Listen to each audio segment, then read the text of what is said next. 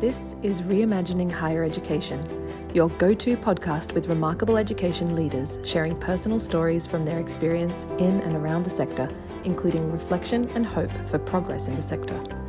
With your host, Professor Judyth Sachs, former PVC Learning and Teaching at the University of Sydney, Deputy Vice-Chancellor and Provost at Macquarie University, and Special Advisor in Higher Education at KPMG, and now Chief Academic Officer at Studiosity. Welcome. It gives me great pleasure to introduce the President of City University of Hong Kong. But this is a relatively new position, and you've had very senior roles in other universities, and I'll let you tell us about those. But what I particularly enjoyed reading about was your experience as an engineer. And I was talking to a colleague the other day, and I've been talking to a number of presidents in the US. And a lot of them that I've spoken to are engineers. So what is it about being an engineer that makes you a really effective leader in higher education during very challenging times, I think? Well, that's a good question. I think there's plus and minus. I mean, as an engineer, you think very logically. You look at a problem and you want to tackle it in different directions. And of course, to begin with, you've got to first understand what you're tackling and then go into it methodically. I think those are the assets. Running a big university need a lot of rationality.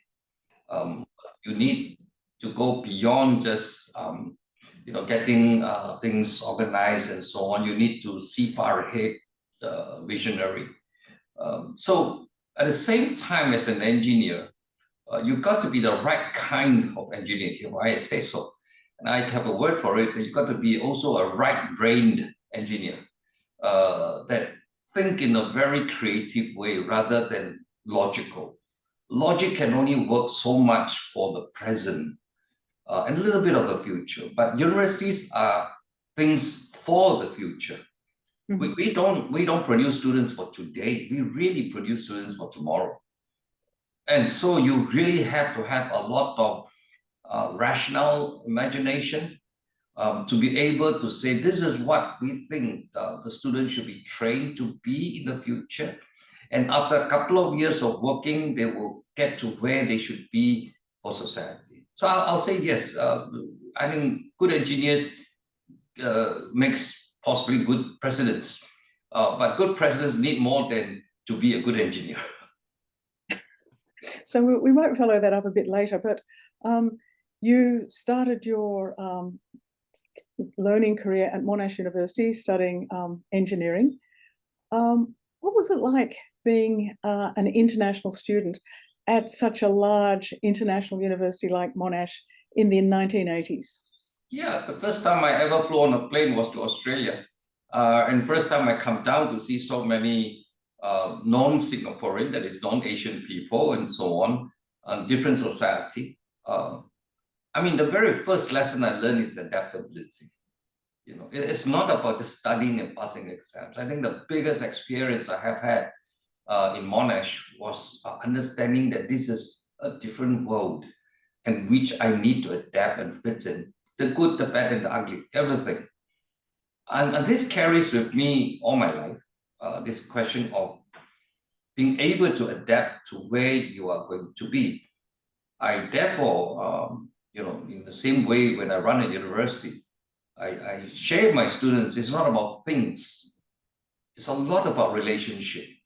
And when you graduate, it's not just a degree. You must understand that you are educated also to relate ably and well with people. And that's very important for the world today. So enough said. I mean, the valuable lesson I learned in Australia that I might not have learned if I remained in Singapore was to adapt to the environment and to be able to thrive. Never done before, just go do it. Never seen before, just go learn it with that kind of attitude. So as an international student at that time, did you establish relationships that you've maintained over the years? Actually, yes. One of the best one was with the professor that taught me, Ian Pomier, was interesting story. I was in chemical engineering, and admittedly, the first few lectures were so absolutely boring. I actually walked out of the class after three lectures. I walked into a small class. He was teaching materials. I sat down because what he said was so fascinating. I remember it was about an aeroplane wing that can bend. And that was it. I was stuck. I just dropped off the other course and I just sat there at the case. And he was very surprised I walked in, and then even more surprised that I then decided to take his course. But over the years, I graduated. I even encouraged lots of Asians to join his class. We were only 13 people then. And the department grew, and we became friends. He's in his 90s now, but I met him a few years ago. We still keep a bit in touch, and I've always been very thankful for him. Very inspirational guy. So you then went to do a PhD in Singapore, went home to Singapore. That's right. And you reflect on being a student in Singapore compared to being a student in Australia. What was it like? Yeah, I think first of all, yeah, I was given a scholarship to do Australia, but then I got my girlfriend, who's now my wife.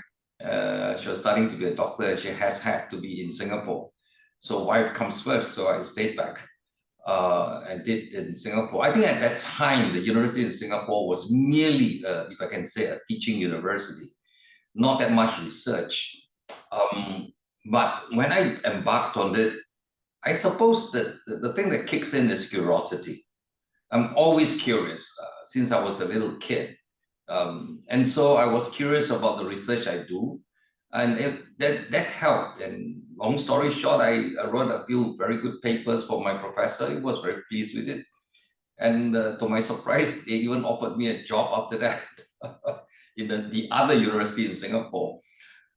I saw the transition in Singapore of a university that merely teaches and just produce graduates for the economy. And that's it. And over 30 over years with them, I saw the transition into a world-class research-based university. What was amazing is how it has helped benefit the graduates to get better jobs, or better quality, better meaning, more value added, more creation. So, that's the privilege I have had to see through a university from purely teaching to a world-class research university and how it benefits the graduates.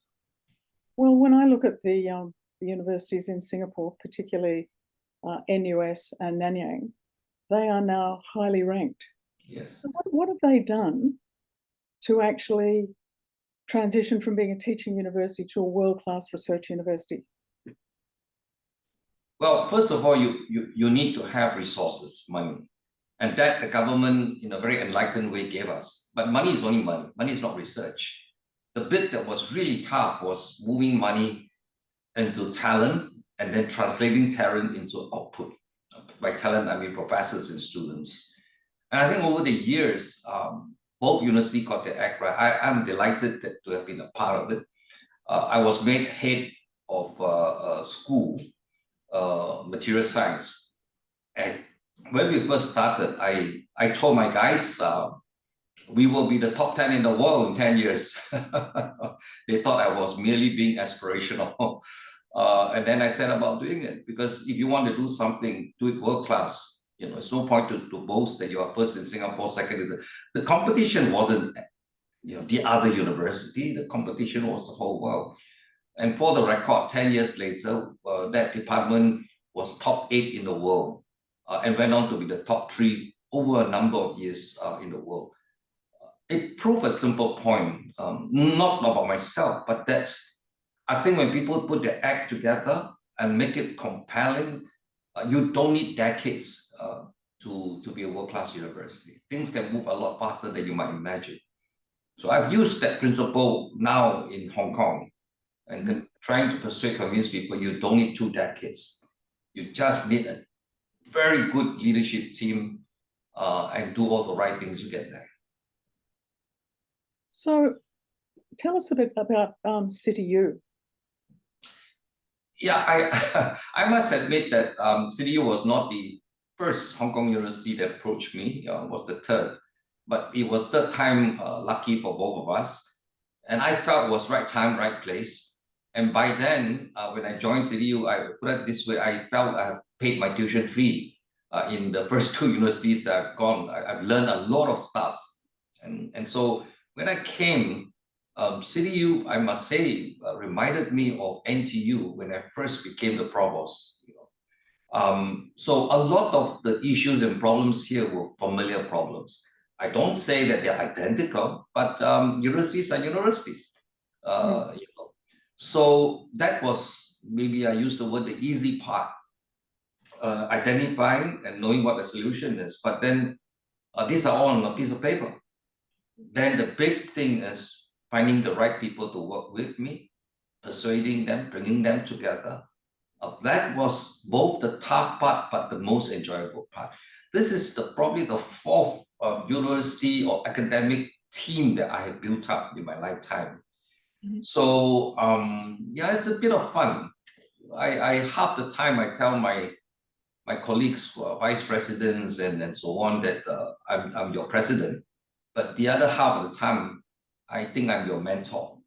To share with you what not to do because I did it and it failed, something like that. So you're working in a very highly competitive context in Hong Kong. You've got, the traditional Hong Kong U, you've got China University of Hong Kong, you've got Hong Kong University of Science and Technology. You're playing amongst the hard hitters. So what are your aspirations for CityU, and what do you see the challenges facing you now, but say 3 years' time? I love to be an underdog. It's more fun, right? If you are the top dog, the problem is that there's nowhere else to go but down, I came with that spirit. I have high respect for my colleagues. And maybe I put it this way, I'm not looking at them all the time. I don't want to be Hong Kong U number 2. I often say, I want to be CityU number 1. And in the world we live in today, really, there can be a diversity of universities heading in, more or less broad direction, but slightly different. So I take CityU to a certain direction that I think I know how to, and I think that befits this medium-sized university. And then start choosing and picking people and leaders to fit into this path. So I don't see competition in all the time. It helps us keep on our toes, but the real competition actually is the world out there. The truth is, universities can never be regional, certainly not local. It must always be international. So what I'm also hearing you say is that being CityU and not being Hong Kong U gives you the opportunities to actually differentiate yourself in a multiple ways. Absolutely. I don't have a history to drag me back. I don't have 1,000 stakeholders that live for so many years to say, no, that's not the way to do it. We used to do it this way, use it that way, and so on.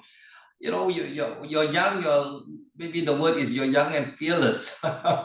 There's no tradition and no, all these things. So yeah, I think we are moving fast as a city university. I like fast. I don't know about my other colleagues. Sometimes they're a bit breathless, so am I, but it's part of the fun. The world we live in today, more so today than yesterday, universities need to redefine themselves. If you start looking back, you're driving a car with a rear view mirror, you're not going to go anywhere fast in this new world. And so actually it's advantageous not to have the kind of baggages, the traditions, and all kinds of stakeholders, but to look forward with a bunch of people to dare to change and move forward.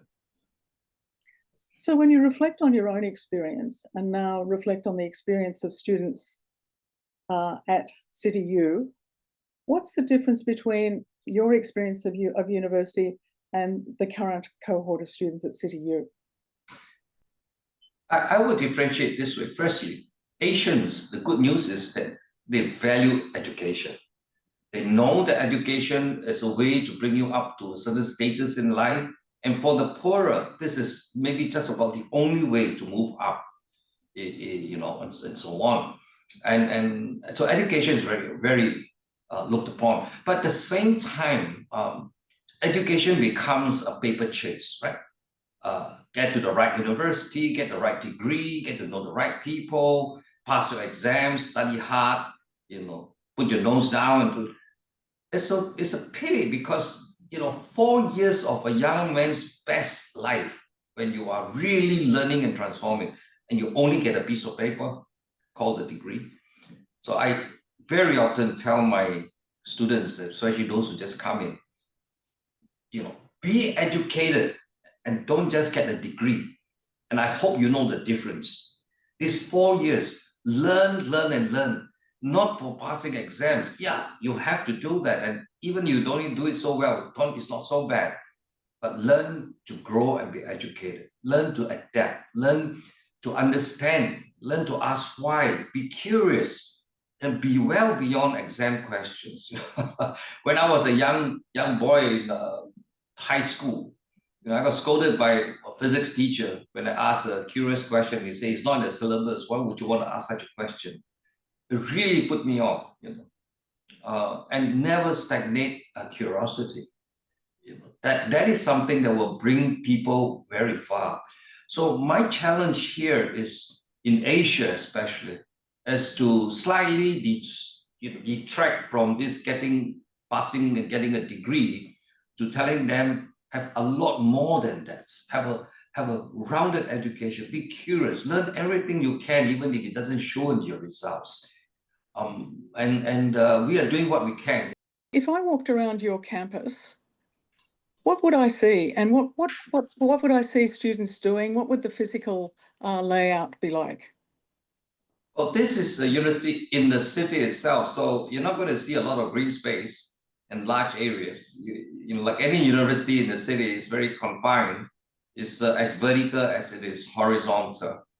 I've already got a campus master plan worked out right now to make sure that we create an environment that inspires students to be curious and to relate and so on within the campus.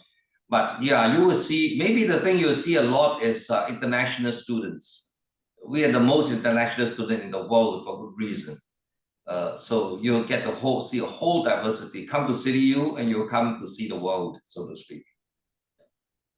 And so what do students do as part of their campus life? Because you talked about, and I really like this idea, you talked about curiosity.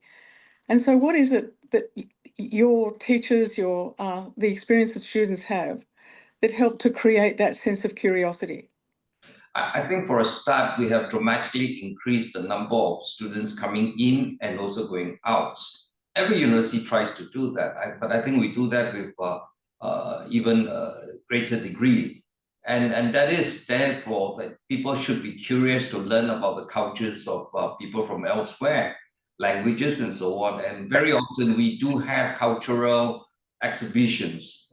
For example, we recently had the Marco Polo Italian cultural exchange, Kazakhstan, Turkish, and so on. At the same time, sending lots of students out. The second thing is in the hostels where students stay, to inculcate a lot more programs that has nothing to do with studying exam and curriculum. One of them actually is about innovation, how to do a startup company. Mm-hmm. So we just hired someone to be a resident innovation, resident. To encourage and teach students, if you want to do a startup, here's how you do it. And we actually have programs to support those kind of things. In the last 2 years, academic integrity and AI have become, some of the major challenges facing universities. And so this time last year, ChatGPT was seen as, the end of universities.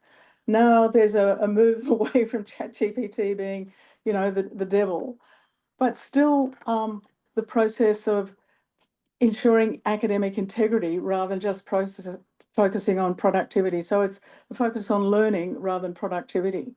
What's your view about AI and the future of higher education? So I think 10 years ago, or maybe even more, I became evangelical almost about the idea of not being teaching-centric, but learning-centric. The difference being that we don't just think we know what to do with the students. Here's your curriculum, here's your pedagogy. You just need to listen and learn. What we want them to do is explore, learning-centric, and there are many ways of doing it. One is the usual way, institutional, what universities do best, lectures, tutorials, and so on, the discipline of going into class coming out. But then there's also inspirational, where you begin to expose students to research, not so that they can have a career, but so that they can understand this is a place where you think of things that's never been solved. That's what you are supposed to do as a graduate. Don't just do things right, but do the right thing. Find out.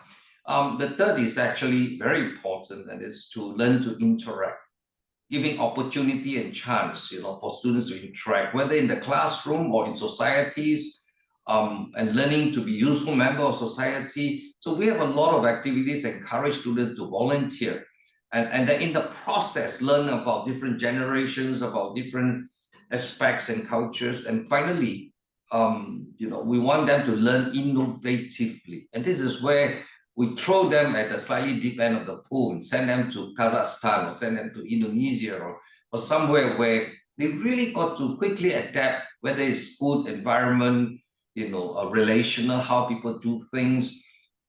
These are all very educational matters, and these are the things that we put a lot of effort to do, other than getting them to study what they should study and pass their exams. Those continue. Of course, there's so much on their plates. And this is where AI and ChatGPT and whatever you have coming. My firm belief, this is more than a decade, is that technology today has helped us to learn faster at all levels. It's not just a smart guy that can learn faster. It is the average guy, the below average guy. But you've got to adapt your teaching and your learning to that aspect. So everybody levels up like a plateau. So we are very for digital learning. I have a strong focus on technology enhanced learning. It's all about learning, not about teaching. It's not good enough for professors to be good teachers. It must be that the students have learned well, and sometimes without the professor's help. So just to take this a bit further, and I'm going to be a bit cheeky here. Sure.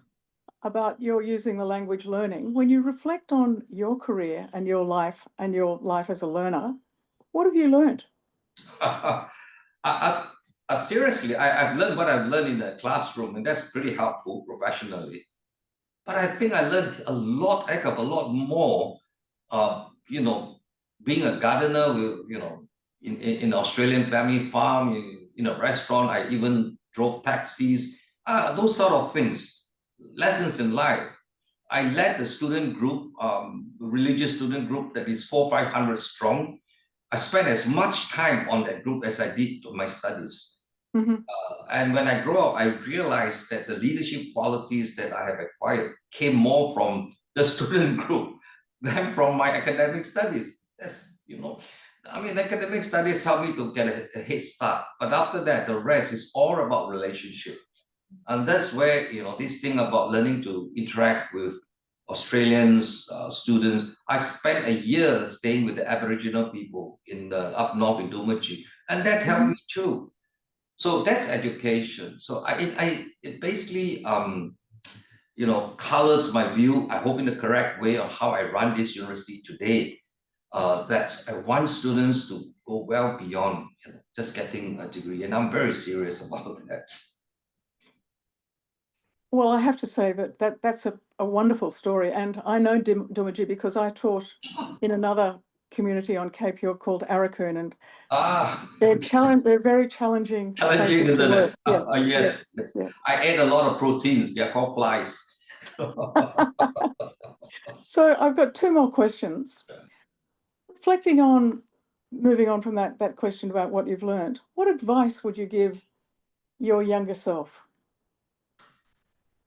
It inevitably will be the word, always ask why and be curious.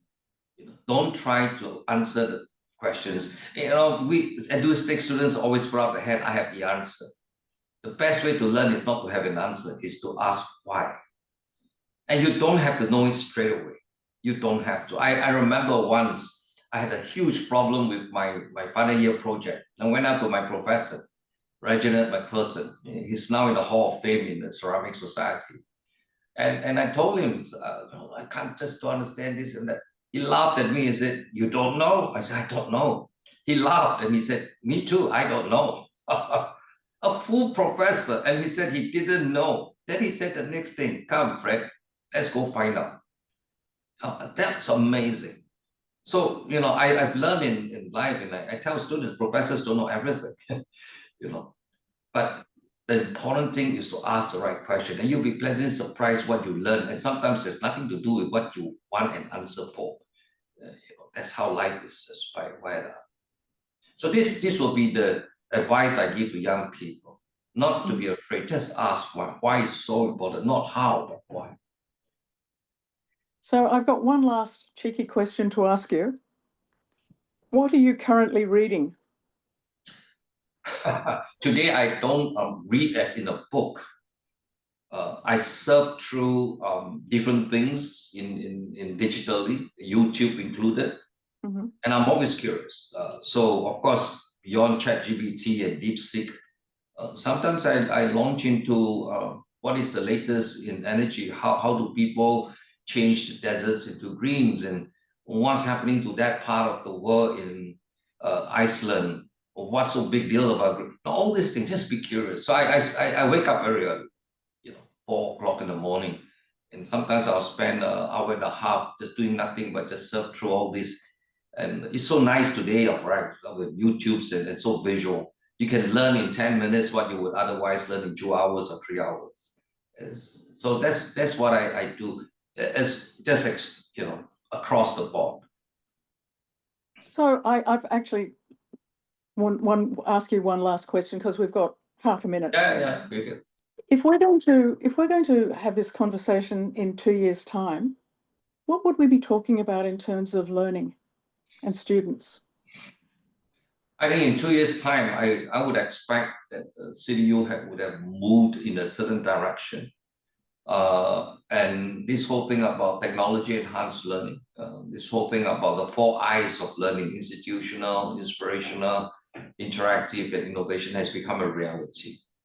And that in 2 years' time, I would also see a good leadership team in place that is forward-looking.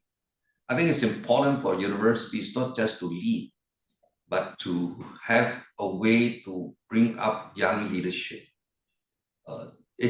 Universities are very long-term creatures. It will far survive many presidents. And there must be a way to inspire great scientists to also want to be great leaders. The impact is well beyond. I mean, if you are a great scientist, you benefit a certain group of people. You become a great academic leader for a university, you really can impact a lot more people and make the best out of scientists and so on. So yeah, in 2 years' time, it's not a long time, but that's the horizon I have. I really want to see CityU in a different place, executing what we're talking about right now aspirationally, and seeing a team of leaders that if I go play golf, they can do what they do, no problem. Momentum will just carry on. Well, Freddy, thank you for a wonderful half an hour. I think that I had the pleasure of talking to an inspirational leader and a remarkable learner. So Thank you. That you've left me at the end of my day with that sense of, here's an institution that is to be watched, and here's a leader to be have the opportunity, hopefully sometime, to meet face to face. Thank you. You have been listening to Studiosity's podcast, Reimagining Higher Education, candid conversations within higher education, sharing stories of leadership, change, and best practice in teaching and learning. Visit studiosity.com.